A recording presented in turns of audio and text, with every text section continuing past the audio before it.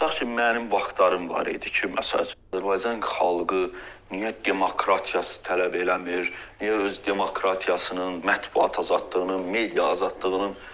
Məsələn, bu mənim öz xalqımı tanımadığım bir vaxtlar idi. Məsələn, zaman keçdikcə, İndi o fikirdə deyilsin. yox, yenə də tələb eləməlidir. Bizim demokratiyadan başqa çıxış yolumuz yoxdur.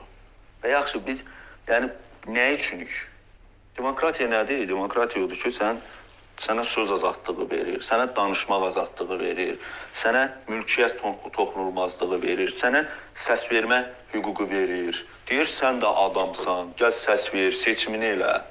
Bu başqa bir yol yoxdur. Amma, məsələn, bizim cəmiyyəti niyə demokratiya istəmir?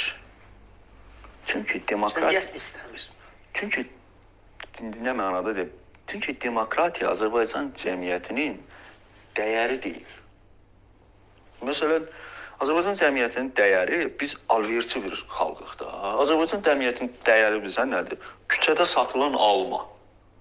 Məsələn, küçədə bir yeşik qoyur, üstündə alma satır.